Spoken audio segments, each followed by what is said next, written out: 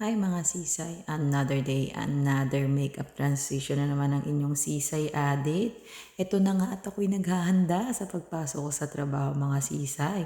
Siyempre ang inuuna ko sa lahat ay noo at saka yung aking mata. Kasi kapag nilagyan mo lahat ng foundation ng mukha mo, may tendency na pwede siyang mag-cakey. Sunod ko namang ilalagay ay mascara sa aking eyebrow. Mas gusto ko kasing mascara ang nilalagay sa eyebrow ko kasi mas maganda siyang tingnan kaysa sa pencil, hindi siya buo-buo. At mas maganda talaga na plakadong-plakado pag mascara ang ginawa nyo sa iyong eyebrow. Ayan. Mekos-mekos lang natin yan mga sisay. O sige na. Ikaw na talaga addit. Ayan. Mas gusto ko yung bushy-bushy lang na kinemirot na ano na yan, na eyebrow na yan. Sunod ang gagawin ko dyan ay dodrawingin ko pa yan ng pencil doon sa dulo ng aking mata. Ayan. So, nung nakikita nyo, ayan. Drawing ka lang dyan, addit. I-drawing mo lang yan. Dapat plakado ang kilay. Kasi kilay is life. O, diba? May pagtawa po si Ateng. O, diba? Kilay is life nga tayo mga sisay. Alam niyo sisay, nagtataka ako kasi hindi rin pantay ang aking kilay at hindi rin pantay yung kabilang mata ko sa kabilang mata. Hindi ko alam kung bakit, kung sa inyo, napapansin nyo. Ako lang ba yung nakakapansin na hindi talaga pantay ang mata natin, oh. So, ayan, kailangan natin ipantay siya sa kabila. Ayan, sunod ko namang ilalagay ay powder para maganda yung base ng aking, ng aking mata. So, yan, mekos-mekos mo lang yan ulit, addit. Hanggang sa makuha mo yung gusto mong kulay. Sunod naman ilalagay ko yung light orange na eyeshadow. Ayan, mekos ulit tayo. Ayan. Another light ulit na Sige lang, patungan mo lang ng patungan hanggang sa kumapal ang mukha mo. Ganon. Boobs. Hindi, sadya naman talaga makapal ang mukha ko mga sisay. Charot. Ayan. So, ayan. Mekos mo lang yan. Ang gusto ko kasi yung medyo light lang na na kulay. Parang Thailand looks lang tayo mga sisay. O, ayan. So, ayan. Mekos lang ulit natin yan. Pagkatapos naman natin yan, nilalagyan natin doon sa kabilang dulo ng light brown, doon sa kanyang crease. Lagyan natin siya ng ng medyo dark. Patungan natin ng medyo dark na brown siya. Hindi naman ganun ka dark. Light brown. Light brown lang pala. So, ayan. Dito rin sa ating egyo.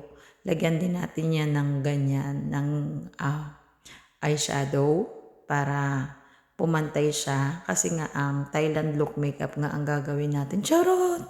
Ano ba? Latitina makeup ba o Thailand ba? Ano ba talaga, addit? O both na lang kaya? O, so ayan. Ganyan ang gagawin natin. Kus mo lang yan, girl. Points. O, diba? Kus mo. Kala mo professional si ate addit. Hindi. O, di. Ayan. So, tapos na tayo. Sunod naman natin, ilagyan naman natin ulit ng light peach. Parang peach siya. Medyo peach siya. Doon sa crease niya. Ayan. Sige, kuskus mo lang yan, addit.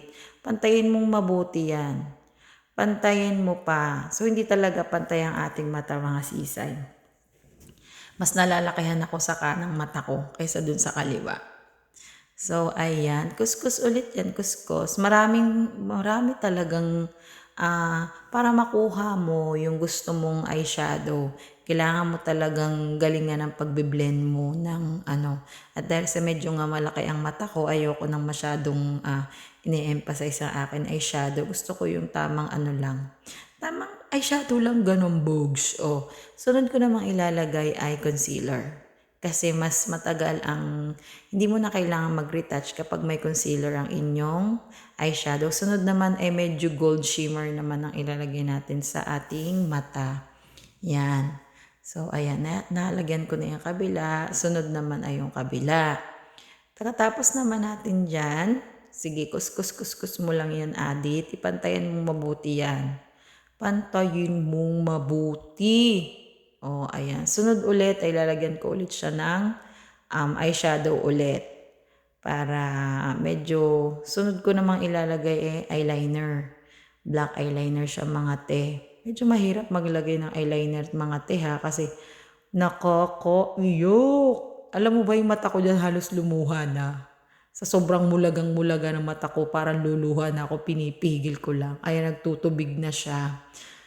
Ayan, tiis ganda, Adi, tiis ganda. Hindi rin kasi ako sanay na naglalagay ng eyeliner sa aking mata, ng black eyeliner. Karaniwan kasi nilalagay ko brown or a white eyeliner. So, ayan, sunod naman natin ay ilong. Sige lang, patangusin mo lang ang ilong mo.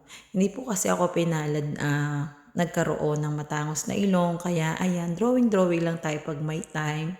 Sunod naman ang aking baba ay lalagyan ko ng concealer para hindi kita ang ating double chin. Ayan na nga, pinalitadahan ko na nga ng pink at brown. Tapos ayan, palitada ulit.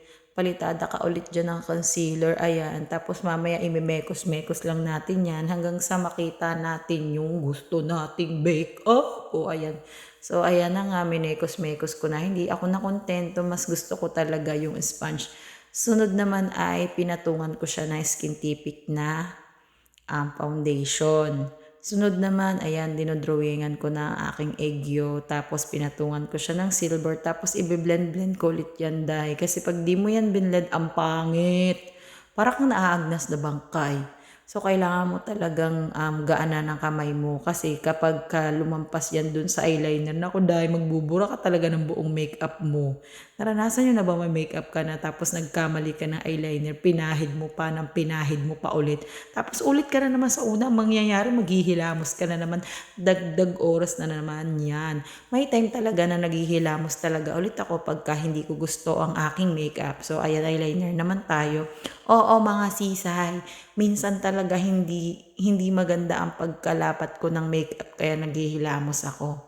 O ayan na nga, nagmukhang mumu na nga tayo. Nilagyan ko na ng uling ang aking mata. So bineblend-blend ko na ngayon yung pinahid ko ng mga eyeshadow. Sunod naman ay ilalagay ko itong aking false lashes na galing sa Temu. Binili ko siya sa Temu. Pinabili ko sa aking friend sa FB. Oh, ayan. So, lagyan. Mas maganda talaga ang mata kapag mahaba ang iyong pilik. Oh, ayan. Sige lang, Adit. Pabebe ka pa dyan.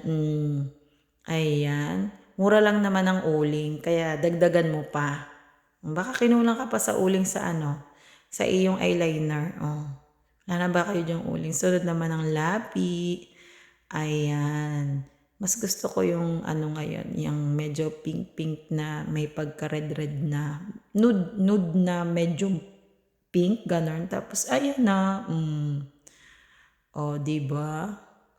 Ano ba yan? Latitina ba yan? Ano ba yung makeup mo na yan, Adit? Sige na, kung ano man yan, push mo yan. So, ayun na nga, at malapit na akong pumasok.